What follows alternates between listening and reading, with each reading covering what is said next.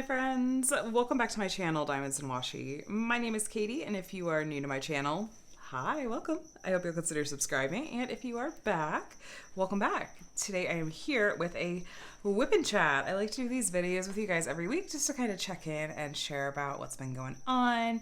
I love to hear from you guys as well, to hear what you've been up to. So I'm going to be working on a diamond painting, but go ahead and whip out your WIP, whatever that looks like, and let's chat and catch up a little bit. So let me give you a really quick rundown of what I'm going to be using and working on and working with tonight. The kit that I'm going to be working on is called My Sword, and it's from Enabler's Outpost. You're only going to be seeing the top corner, so if you're curious, here is the image. This is the one that I kitted up with you guys last week. It's by the artist Indie Creates, and I just saw Enabler's Outpost share that they are going to have an ETA now for their next round of Generation 3 kits. So be sure to follow along with their Facebook and their Instagram so that you can stay up to date on when those kits are in and when they're being released. I'm so excited because I love some of the images that we have coming. As far as pens go, I'm going to be using this one this is from Jim's Handmade Pen Shop over on Etsy. And this one is from Black Wolf Woodworks. This is one of my favorite pens in my collection, but I thought the colors matched this really, really well. As far as this tray, this is in the color Champagne Sugar. It's like a glittery kind of gold beige color from Muni Made.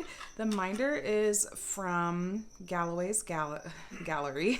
I almost said Galaxy because I saw this and I was like, oh look, it looks like a galaxy. Galloway's Gallery. I'll be using Wee Wax in my single placer, and this one is in the scent Apple Orchard. And then the Gemtac Super Sticky in Dolce Caramello. I'll be using this in my multi-placer. So this week's WIP and Chat is also brought to you by the Cricut. I don't know how much that's going to come through in this video. I always run my videos through some editing software stuff on my computer and can kind of try to filter out background noise, but good grief, that Cricut is it's living its best life and just singing the song of its people. I don't even know if it's inside my house or if it's outside my house, but I'm just like, you know, whatever. Where did you go, magnet? There we go. Okay. You guys can't even really see that minder. That's okay. But it's holding back the plastic cover a bit for me. So let me grab a color. I already did start on this section earlier today, so there is that, but that's okay. I think you guys will forgive me. How are you guys doing today? I hope you're having a really, really wonderful day so far. It is currently, well, it's Saturday evening because tomorrow is Mother's Day in the US, and I didn't necessarily want to have to commit to like filming a WIP and Chat for myself on Mother's Day because I may just be like kicking back and relaxing even in the evening. I'm going to try to take full advantage, you guys. So a happy belated Mother's Day to those of you that were celebrating, and my heart is very much with those of you for whom Mother's Day is a difficult day, if it's painful or brings up, you know, emotions of grief or just complicated emotions in general. I want you to feel very seen. So I will probably chat on that a little bit more later in the WIP and Chat, and just a little bit more about my experience and whatnot. So but yeah, it's Saturday evening, and yeah, Adam is writing and I'm diamond painting and chatting with you all. It was a busy week for me video wise. I ultimately decided to take the full weekend off from putting up videos just because I felt like, well, I think I literally did put up a video every single day last week, and I need a little bit of a breather from it. I love making and putting up videos, but it's extremely unusual for me to put up videos Monday through Friday like that. So I am taking the weekend just to sort of make sure that I'm not getting burnt out or feeling stressed or anything like that. And I think that's a good idea. I am really loving working on this kit so far. It has a ton of crystals. I started with the bottom 2 rows and did those first, and then I hopped back up. This is actually like the top left corner because I want to finish on her face. Sometimes I do that with kits, not always, where I pick like the focal point of the piece and I work on like that section last, and I sort of work my way around to it. Other times I don't even pay attention to that. I just work on the kit in a very linear fashion. my friend Lisette over at Lisette Crafts and Tells, I don't know if she still does this, but like she came up with like a term for it, and I thought it was so cute. So Lisette, she lives in France. I think she said she's Dutch. She lives in France. She's super, super sweet. I'll link to her channel below. Go and visit her. She has what she calls a diamond painting bonbon. And that's where she would save the kind of like her favorite part about a painting, or like the most special part about a painting. And it wasn't even just like the section. It was like she would literally like finish all the way up until like that last final object. And then she would do like a time lapse of her finishing the painting and doing like the bonbon, the diamond painting bonbon. And I just thought that was so cute. Because I think that like the concept of leaving something like the favorite part for last, or like the focal point for last, is something that's been around for a while. But I love that she named it and she like made a thing out of it. It's so cute. So like I said, I'd say that I probably do it less often, or I don't do it. I'm completely messing up my grammar here. Forgive me. More often than not, I do not save like, you know, my favorite part for last. I just work on it really linearly, just because I often like the way that it comes together when I just work on it in a really like steady, like structural fashion. But then sometimes like in a piece like this, so the main reason I decided to do it that way with this piece, I didn't start this piece and go, oh, I'm going to finish on, like have her face or like the sword be the last part. But as I worked on the first row, I was like, ooh, this is a lot of confetti with a lot of dark symbols. I think that if I save, like the section with her face for last, and with like the gold part of the sword for last, and kind of the lighter background that's behind her face, saving all that for last kind of gives me something to look forward to. It's kind of like payoff for getting through like kind of these dark confetti heavy sections. So, yeah, I'm looking forward to that. But I love all the crystals in this kit. There are so many. I will totally be doing a post review on this kit so that I can show you all the things up really, really close. Yeah, I think that'll be fun. I have some post review videos that I need to catch up on still from kits that I finished. Like I finished that Totoro kit from Diamond Shop, and I was really, really pleased with how it came out, especially at such a small size. I had seen some friends recently, I guess it's been more like a year ago now, 6 months or a year ago. I was seeing a few different friends work on the more like snack size kits from Diamond Shop. Like I know Emeralds and Fairy Lights was working on some, and then Dot by E, who's just over on Instagram, was working on some Diamond Shop kits that were not like the largest size. They were actually like sometimes the smallest size. And I was like, ooh, those are actually turning out really well. I'm going to order some, because if you didn't know, Diamond Shop creates your kits to order, and they have multiple sizes available for almost all of their diamond painting kits.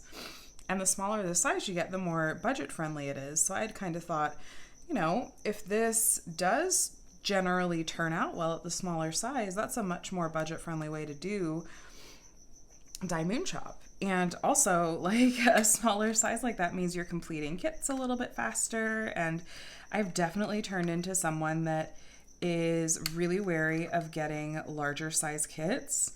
I'm very, very, very picky now about buying a larger kit. Basically anything over 50 by 70, I don't buy it unless I'm really in love with the artwork, because I think I placed the wrong color there. I think it's one of these two. It was the wrong color. Yep, that one right there. Okay. Shoot, what was I going to say? Oh, I've just gotten very, very picky. I have to be in love with the artwork to get a kit that's much larger than that. Unfortunately, certain companies out there keep releasing kits that are large kits. Like this weekend, Diamond Art Club released a Yume art piece that like I've been looking forward to for forever. It's from like her Glass Instruments series, and there's tons of pink and beautiful cherry blossoms. I might die of happiness if they release the one that has a piano in it. I've been playing piano for not 30 years yet, 25 years. And I love the artwork for that one so much. Anyway, but like that piece, was it Petals Fall, I think was the name of it? It's like over 100 centimeters long. But like I love the artwork so much that I needed to have it. I say needed with air quotes. But all that to say that like I really want to have plenty of like smaller size kits in my stash, because it feels like such a big commitment to like work on a 70 by 90 or even like a 60 by 80, let alone something that's even larger, because at least the sort of mood of diamond painting I'm in lately, I want to be able to finish kits faster than that. Like I'm wanting to get through a good number of kits, especially with trying to work on a huge variety of kits from a variety of different shops. And just my own sort of like attention span tends to falter after I've been working on a kit for much longer than a week. Which means that working on multiple kits at once is a mixed bag. It's kind of a blessing and a curse.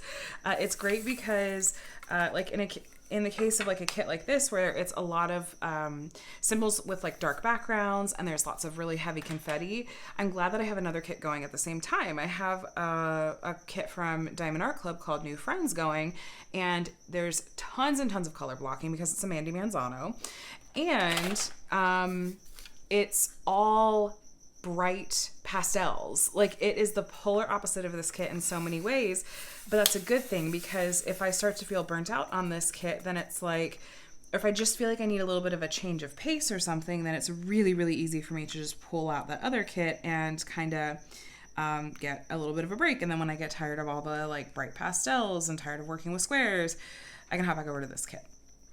But that's the good side of it. On the flip side, that means that I'm getting twitchy because I've been working on this kit. I kitted this kit up about a week ago. And a kit like this, I would normally have finished in a week. Since I'm working on multiple kits, that is not happening. But I'm feeling like, I don't know, like my attention wants to drift, and I want to feel like annoyed with myself. Like, why are you still working on this kit? Why is it taking you so long?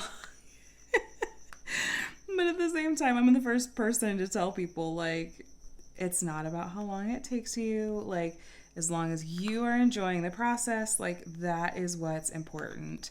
And then I turn around and I'm like, this is taking me too long. I even had someone, I need to go back and respond to her comment because I don't want her to think that I was like annoyed that she asked or something. But she wrote on my month in review video, she's like, I just genuinely want to know, how do you complete kits so quickly? Like it's like magical. Like, do you have someone coming and working on them while you sleep? Do you sleep? And I want to be like, yeah, I do sleep. In fact, this past week, maybe the reason I've been moving so slow on these kits is because I've been so fatigued. And I've been going back to bed a lot after the kids go to school in the mornings. But anyway, like, this is just sort of to answer that question here, because I get it a lot. I'm not hiding a secret or anything like that. It's a combination of things. One, multi-placing. I have tried to get efficient with multi-placing. I did, at kind of popular request, a couple of videos on multi-placing, and I was like, multi-placing for perfectionists, because that was one of the things that was a hold up for me for a little while, is I kind of felt like I'm too much of a perfectionist to do a lot of multi-placing, because it's hard to be really accurate with how you place the diamonds if you're multi-placing. So I kind of felt like I kind of got the hang of it and then put together a video on it. I'll try to remember to link those in the description below if you're curious. But part of it is that. And even, I know it'd be kind of hard to see just because I don't usually set up my lighting situation when I do WIP and Chats, because a lot of people don't even watch the screen when you do WIP and Chats. But I rarely even use my single placer. I will use, even though this is I think this is a 10 placer. Yeah, it's a 10 placer. It is plastic. I didn't put one of the metal ones on it today, but I tend to use like 9, 10, 11 placers. That's kind of my happy spot for multi-placer size. And even with single drills, I'll place single drills with the multi-placer. Often even in areas with confetti, like I'll pick up 2 or 3 drills at a time with the multi-placer, and I can like I've picked up 2 right now, and then I'll just go place the one on the end and then place the other one. And I've gotten a bit speedy with that. So that's, that's one thing. The other thing, honestly, besides multi-placing, is just that this is my main hobby. I spend a lot of my time, a lot of my like leisure relaxation time, working on diamond paintings. I'm a stay-at-home mom. I guess like in some ways you could say like this is, a small business. I guess you could argue that I'm like a work from home mom at this point. Anyway, I'm at home when my kids go to school. And so I have the opportunity to do some filming in the mornings, and I will often do, some diamond painting in the mornings after I've taken care of like errands or chores or whatnot. I just heard / saw a drill. Yep, right there. Okay. But even like when my kids are home from school, it's like if they're chill and they're happy, and Adam is working, whether he's working from home or working in the office, I'll usually have my diamond painting just at the kitchen table. And we live in a really small space. So like our kitchen is like just steps from the rest of our living area downstairs. But I can go and like sit at the kitchen table for a couple of minutes and, do a little bit of diamond painting, and then go hang with the kids, and then diamond paint some more. And then if the kids are, just chilling or whatever, then maybe I'll come and I'll sit and diamond paint. And, I'm super easily available to them. And, how many times can I say, in this video? So it's really easy for me to just get in bits here and there. Whereas if I were working like a full-time traditional job, I think most people don't have diamond paintings like sitting at their desk where they can like squeeze in some diamond painting while they're at work. I don't think that's generally how it works. So that is how I get so much diamond painting done. It's my main hobby / work, I suppose. Like I work on a lot of diamond painting like with the channel in mind. And multi-placing, Oh my gosh. Gotta stop saying that. Now I'm gonna be super sensitive to whenever I say that. Do you ever have a situation like that where you notice like there's this word or this phrase that I just keep saying over and over, and as soon as you realize that you're doing it, you're like, that is the most obnoxious thing on the face of the earth? That's where I'm at. Anyway, so that's how I diamond paint quickly. I've chatted with friends about this before, about how it seems like, there are a lot of diamond painters that after like a year or so, like they kind of fade, they just kind of disappear off of Instagram and or YouTube. And I think for some people, this is like any other hobby or craze where they get really, really into it, and then they just kind of move on to something else. It's not, interesting or fun for them anymore, which is completely fine. And often that's how my hobbies work for me. And I keep waiting to see, like, am I going to get tired of diamond painting? I don't feel it. Like, I don't feel like that, burnout or getting tired of it is looming or anything like that. To me, it feels like this is the hobby that just hit all of the right notes for me as far as being just very easy to pick up and work on. I think one of the reasons that I never really got super into something like cross stitch is because there's just more mental work involved with it. I've had a little bit of a taste of that from working on my cross stitch conversion project. Like just the process of reading a chart. And I imagine like if you're cross stitching, like changing out the floss that you're working with for a particular color, especially if there's lots of confetti or something, it's just a more mental and even I suppose physical, like labor intensive kind of craft.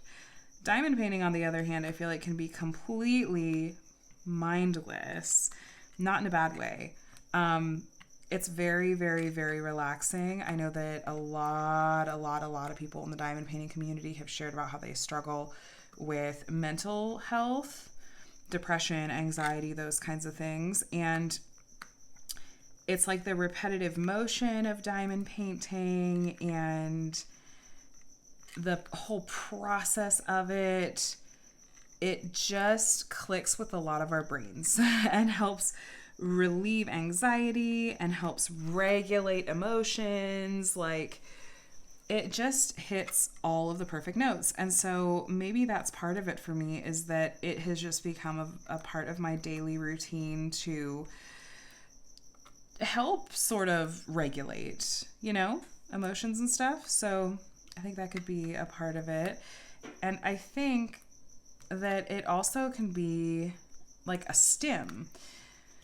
For a lot of like people that are autistic, there's different like sensory stims that they'll use to kind of like help regulate their bodies and like the sensory input that's going on in their bodies. And I think that diamond painting can actually be like really highly like visually stimulating, and there's even probably a component to like the kinesthetic, the motion of your hand, or even if you're working with square drills, like the feeling of placing them just right. And I was chatting with a friend about this, and she was like, there could even be like, a stim like in terms of your olfactory, like what you're smelling. If you're working with like scented putties and waxes, it's like it can be a lot of different kinds of sensory input. And I was like, I think that this could be a big part of it too, because I think there's a lot of people in the diamond painting community that have shared about how they have various like neurodivergencies. And so anyway, that's just, my brain gets going on this stuff. I think it's so interesting. And yeah, so that's what my brain has been on. By the way, this card that I just put out to work on, it is technically a crystal drill of like 939, but it almost just looks like a regular dark diamond.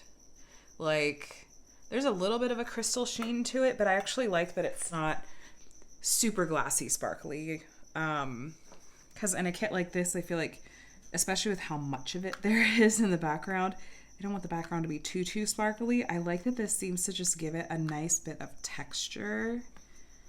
I'm in love.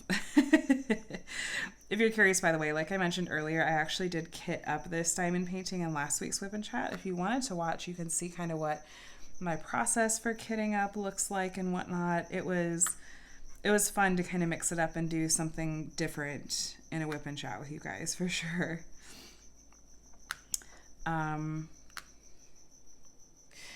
I was thinking recently, I was chatting with some friends, kind of, I try to think if I mentioned it here just in my Patreon vlog, about how I have been kind of thinking on different little tweaks, like what are some changes that I can make, just to little things on my channel. I mean, big things too. One of the major things that I've been thinking about changing is like, I kind of really want to change up like my thumbnail format. And I was even just talking with some, friends lately and saying like, oh my gosh, I love your thumbnails lately. Like, you're doing a really, really nice job with them. And that got me thinking about how I think that often as creators, so I guess I'm speaking a little bit to creators here, but it could be anyone, just in general. You could apply this to life advice, I suppose. How easy it would be for me to, instead of doing the work myself to come up with something that I think would suit me and my channel and is something I have worked to come up with, how easy it really would be to just go, oh, I like what this person's doing, I'm just going to copy it. And I think that there are certain things that are like really ubiquitous in the community. Like, I don't think anyone's going to get disgruntled because like, oh no, like this person did a WIP and Chat and that was something that, I came up with. And I'll be like, no, everyone does WIP and Chats. Everyone does unboxings of every company. Everyone does like various how-tos. Everyone does X, Y, and Z. But I think that there are things that it's like, no, that's something that person came up with that is more unique to them. And so my approach that I'm trying to take to it is, it's okay for me to go, oh, I really like how so-and-so formats the thumbnails for their YouTube videos. Okay, obviously I'm not going to just flat copy them. Instead, I'm going to put on my critical thinking cap here and go, what is it about it that I like? And like in this case, I'm like, I like that there's more information included than mine have. I like that it shows a little bit more about what the video is going to be about in terms of like picture format. It's not necessarily like just a screenshot from the video. Like I kind of play with what are the different things that I am drawn to about it. And then with those ideas in mind, I am going to go ahead and I'm going to put the time and the work and the thought into how can I come up with something that implements these ideas that I like without literally just copying what this other person has done. And in a community like the diamond painting community where it's small, like this is not a small community. Like if you are just going to flat copy what someone else has done, then it's gonna, people are gonna notice, Now, to be fair, like smaller creators and even, me now, there are people that I haven't heard of or people that I don't watch regularly because I am often out of the loop. And certainly, like, when you are new, you're not necessarily having, like, all the time in the world to, like, watch everyone else's content to make sure that, like, okay, I want to make sure that I'm not accidentally doing the same thing as anyone else. Like, I get it. I totally get that. I've been there. But, yeah, like, no, people will let you know if you have. But sometimes it does feel like, oh, no, it seems really obvious that this person is doing exactly the same thing as someone else. And I know imitation being the sincerest form of flattery and all that, but I think it's, I can safely challenge myself and, maybe challenge my fellow creators to like, let's not just do the bare minimum. Let's put in that extra time and effort to go, okay, what is it about what this person is doing that I like? How can I be inspired by it as opposed to just taking advantage of like the work that they've done and what they've come up with and how they've tried to make something their own. So I'm going to be really intentional about that. I played around with it with like a video I put out last week about like, here I'm going to like revamp and I'm going to try out a new thumbnail here. And I can always just say, okay, I'm going to see if I like it, keep tweaking it. And there are lots of like programs out there that can make it really, really not as much work and it can be really, really helpful. It's not like I'm literally designing my own graphics. I use a software, an app called Canva. I'm sorry, I finished the section. I'm going to shift us over here. And I use that as like my base. And I do tons of tweaking and editing once I find like my foundation or general format that I like. I'll use that as a starting point and then I edit it past the point of being even recognizable from the original template or whatever. But that's a really good place to start. I even like that was something that I quickly discovered it was worth it to pay for like premium. I know it's not an option for everyone. They have a lot of amazing free options as well. So you don't have to feel like you have to pay for premium. There's lots of really nice free options out there. There's lots of different like apps and stuff like that, software that will let you do, let you make stuff like that. So I'll happily share that. So I'm going to spend some time doing that this week and playing with it and seeing, okay, how can I mix it up and not just sit in what's comfortable a little bit. So this past week, like I said, I was feeling some fatigue. Adam and I were both sick, and sorry, I was having trouble picking up with a single placer here. Adam and I were both sick. He had it like a couple of days after I did, and this bug really wiped us out. And I feel like I spent a lot of the week catching up on sleep, and basically I would get the kids off to school and I would make myself immediately get in the car and go run whatever errands I needed to for the day. And then I would come home and I'd go back to sleep, sometimes for like 2 hours. I was so tired. I'm always a night owl. I'm always going to bed like on the later side, but last week was something else. I just could not stay awake in the mornings. And so I did not get much done in the way of diamond painting in the mornings, because even then when I was awake in the mornings, I felt like, oh, I want to do my filming now, because I so vastly prefer filming during the daytime when my kids are at school, because I can take advantage of the natural light as opposed to being at the mercy of whatever lighting setup I do, which is a whole nother thing that I'm trying to learn more about and get better about as well. But I think that Adam and I are both recovered. And at this point, given that we're both recovered, I can say, knock on wood, that our kids didn't catch it, So thankfully that was the case. And so they didn't have to miss school or anything like that. And yeah, that was good, because I was sleeping my mornings away. But yeah, taking the weekend off from filming, or rather putting up videos, felt like the right call. Just like I said, sort of catch up on rest and just enjoy diamond painting. It's easy enough to film a WIP and Chat because I'm like diamond painting while I film. But if I'm filming like an unboxing, or I have a small shop haul, I have a giant stack of small shop haul packages I've got to get through with you guys. That means I can't be diamond painting at the same time. Tonight we had a third kiddo in our house. We did a babysitting swap with friends, which we all wanted to see the new Doctor Strange movie, and our sitters flaked out on all of us. So we were like, how about we do this instead? Don't worry, I'm not going to give any spoilers.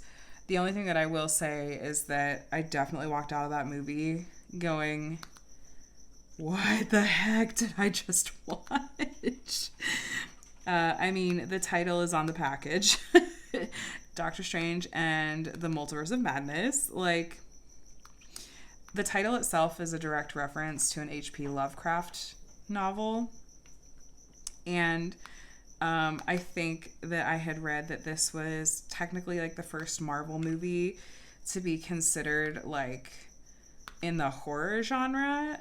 Then I started digging a little bit afterwards, and it's like most people are saying it's kind of like horror adjacent, but like, yeah, no, it was something. So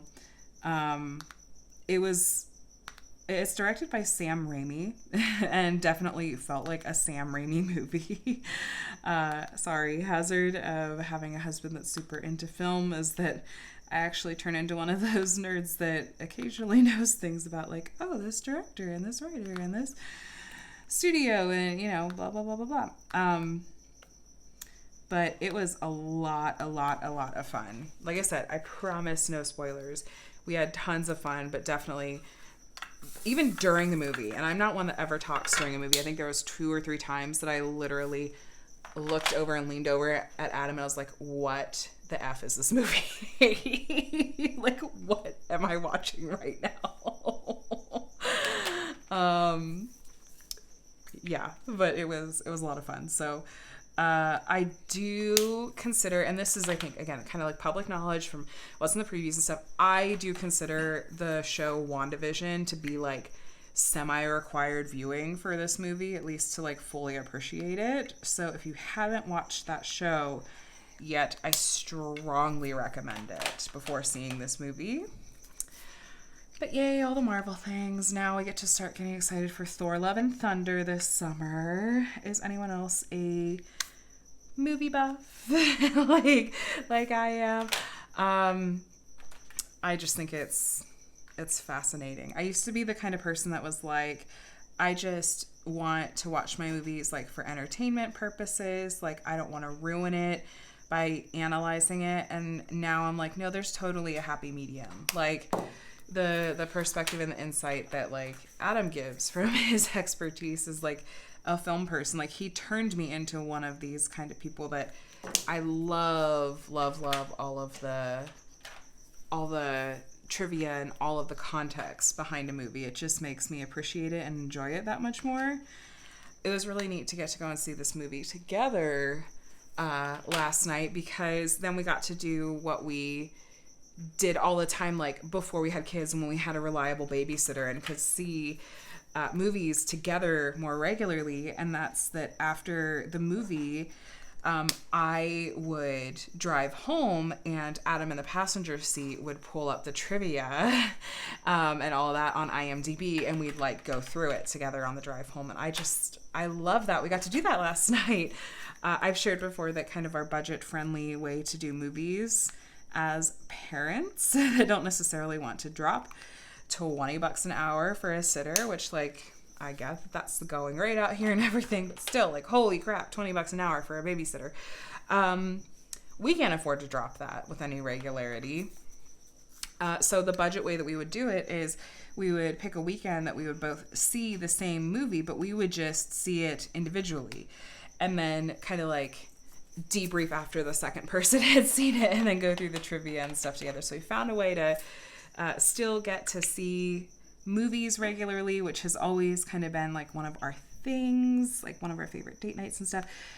But like, let's do it, but budget friendly. So little pro tip out there for any fellow parents of young kiddos, but don't have like a bougie babysitter budget. I joke about being bougie all the time, but I'm like, but I actually, like, I'm really frugal when it comes to a lot of things. Not when it comes to diamond painting, but when it comes to a lot of other things, I'm like, how can we make this more budget friendly? more bank account friendly. But yes, so we're glad that there are just generally like more movies that are being shown again during, you know, the things that were going on in 2020 and 2021. Like that affected obviously a lot of different movie schedules and release schedules and stuff. And so it's nice to see that like movies are happening again, because for a little while it was like, is this going to be the end of the film industry like as we know it? Are they going to stop doing theatrical releases and just do basically like direct to streaming, even if it's like paid access and stuff? And there is a little bit of that, but I'm so glad to see that like theatrical releases are still in fact a thing, because we just love the whole experience of getting to go to a movie theater and all of that. So it was a lot of fun. It was a treat to get to go see that movie together, especially it's the Marvel movies, you know, because after that opening weekend, it feels like you just never know when you're going to come across a spoiler on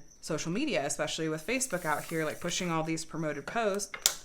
They know that like I love Marvel movies. Who knows what article they're going to try to push me as a sponsored or suggested post.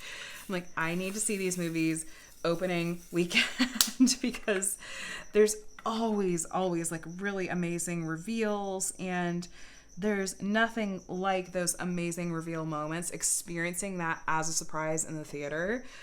I am so glad that like the ones in this movie, which again, I'm not going to tell you, I'm not even going to hint at them, but any of those moments in this movie, I love that they were not spoiled for me. Like I got to experience them with an opening weekend crowd, and it was a genuine surprise, and oh my gosh, so good. So good. So you guys will have to let me know what you think if you go and see the new Doctor Strange movie, and tell me your feelings on it, please. Or if you have seen it, feel free to share in the comments, but no spoilers. I'm going to delete any comments with spoilers out of respect for like the people that might go see the movie and might go look at the comments.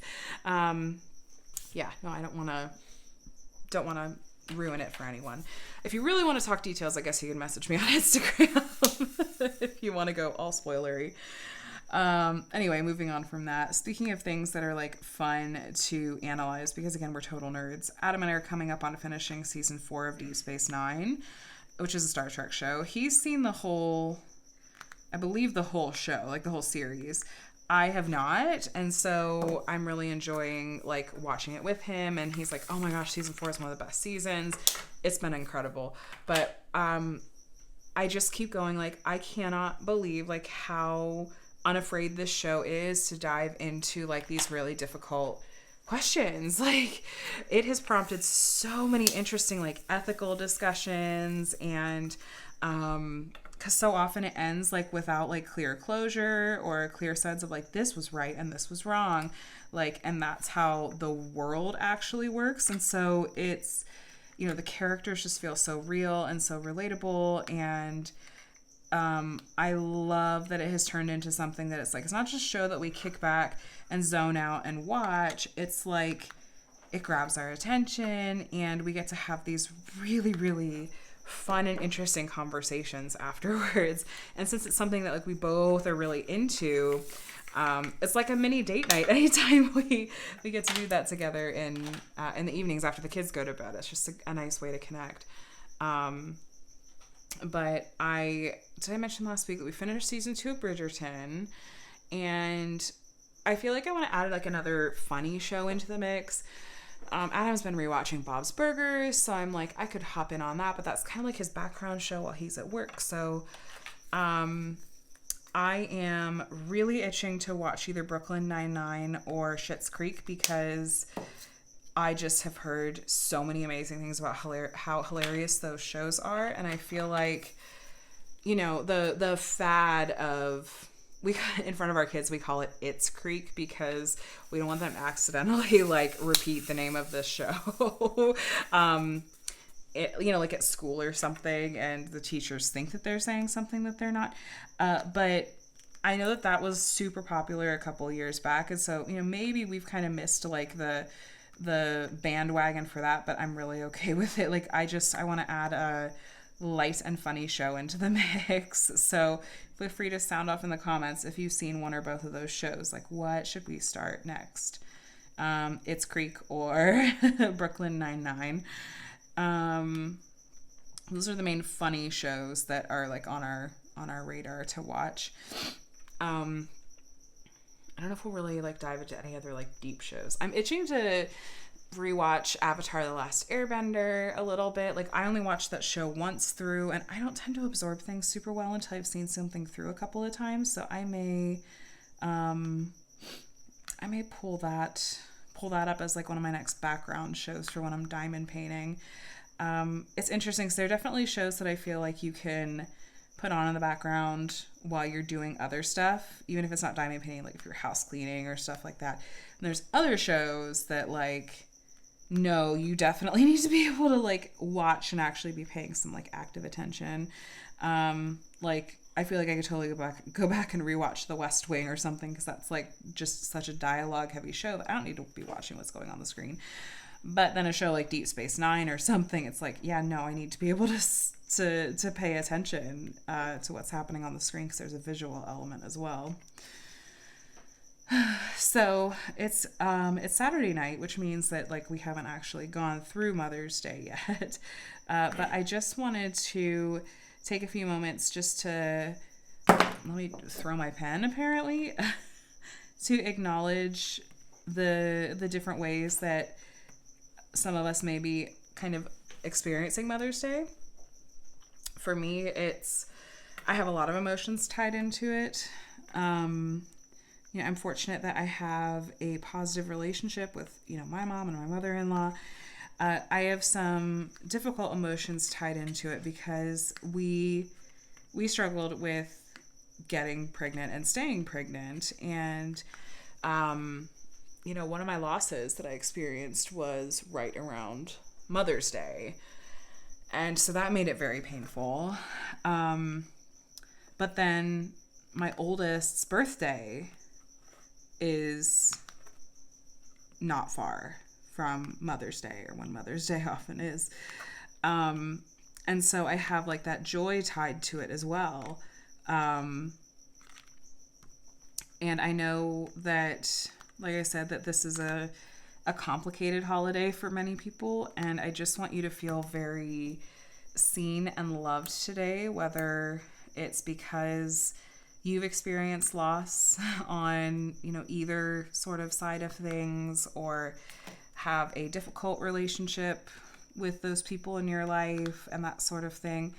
I don't want to presume anything at all, but I know that often you may get overlooked, and I want to send you lots and lots and lots and lots of love. And I hope that you know that you're near and dear to my heart.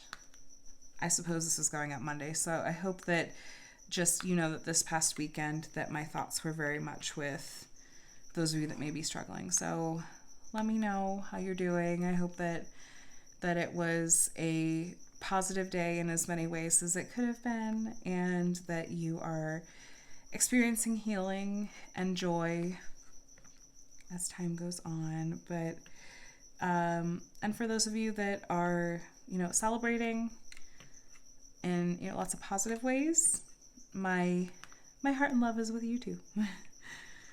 I don't have any major plans. I told Adam, I was like, I would like to maybe just get out for a bit. It's just me.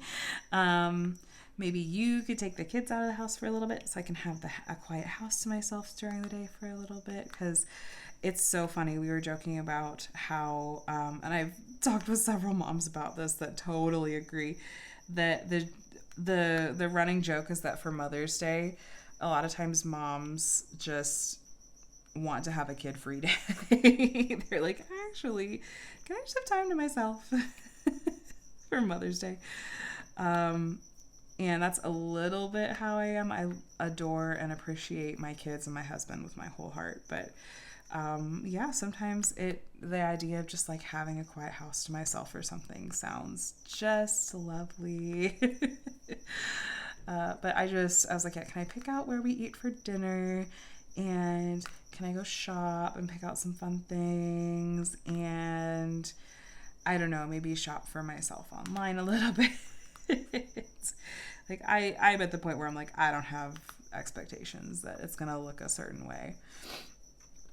It's nice to have a mama's day. As far as next week goes and plans that I have for this upcoming week. Oops, let me just stick my tray to that adhesive there. Nice quality glue. Didn't do any harm. I'm hoping to take it a little bit easier on videos for the week. Like I mentioned earlier, I have a stack of stuff that I really need to do a small shop haul video for. I'm expecting a couple of kits in the mail that I would like to do unboxings for, and I have some post reviews. I'm behind on doing some post reviews. So I'm going to kind of map out the week. I always map out my week and share it over on my Patreon. Yes, I know this is the second time I mentioned it in this video, and I really, really try to be very, very sparing about mentioning it because it makes some people feel some type of way, which I also completely understand. But if you're curious, I have a Patreon, which is kind of like a subscription service that's available that many creators offer it. Often gives you like behind the scenes looks at, what they're working on. I do like a weekly vlog, and I also share like just my weekly schedule, like what my plans are for the week as far as videos go. It often changes, but honestly, that helps me a lot to map out like, okay, what do I think that I want to do with videos this week? What would be some fun content to share, and what makes sense as far as like what days do I want to put out what? And so it's as much for them as it is for me, really. So I'll probably sit down tonight or tomorrow and like actually map that out. But I have a rough outline in my head, a rough idea. I'm starting to run out of garage space for my kits though, so I'm really seriously going to need to do a de-stash sooner rather than later, before anyone asks or messages. Like, no, I won't be getting rid of any like uber popular like discontinued kits or anything like that. Those are being hoarded lovingly in my stash. I actually started to get kind of a a soft spot for some of the like older, I call them like the OG Diamond Art Club kits. Like the ones with like creatures with wings like being held in hands. There's one that's like a bat cat. There's like a winged pony. There's a winged fox and a winged elephant. And then there are some others that are like really fun older kits that were like 2018, 2019. They don't make them anymore. A lot of them are in like really small sizes. But I think it's almost like having a time capsule in a kit to see like how far a company like Diamond Art Club has come, like how they rendered kits 3 years ago compared to how they render them today and how much they have improved with that process. But I love it. I really wish that some of them, like the ones that I feel like they could potentially realistically get licensing for again, not like the super popular discontinued Mandy princesses or something, but some of these other ones, I'm like, I would be so curious to see them get the licensing for these kits and see how they would render them today. Like, what size would they put these in, and how much better could their rendering look with the amazing rendering team that they have now. So I kind of almost like want to put a bug in their ear and be like, have you considered? Like, I think that that could be a really interesting thing for them to try.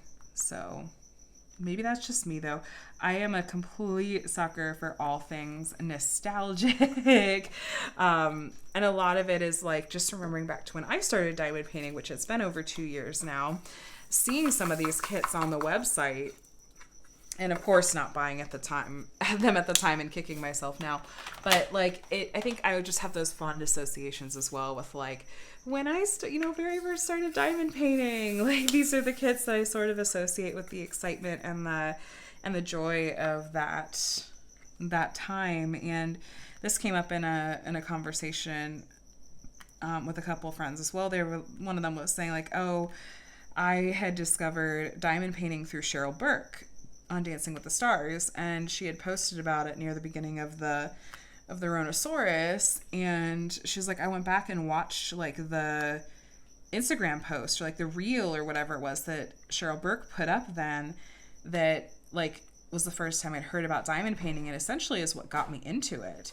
And she's like, just rewatching that like brought back those feelings of like that initial excitement. And I was like, oh my gosh, that's so fun. Like, every once in a while I'll scroll back to the very beginning of like my Instagram feed, or some of the earliest pictures that I took or something like that from diamond painting, and it kind of evokes those memories too. So be curious if you've been diamond painting for a while, if you've like taken pictures where you sort of tracked along with projects that you've worked on, go back and take a look at some of the earliest ones that you posted or pictures that you took, and I wonder if it'll like, I don't know, like if you've been feeling burned out on like diamond painting or something lately, if going back and revisiting those would kind of remind you and reignite like that spark that you felt, like that initial like interest, that like honeymoon period of a new craft or something like that. So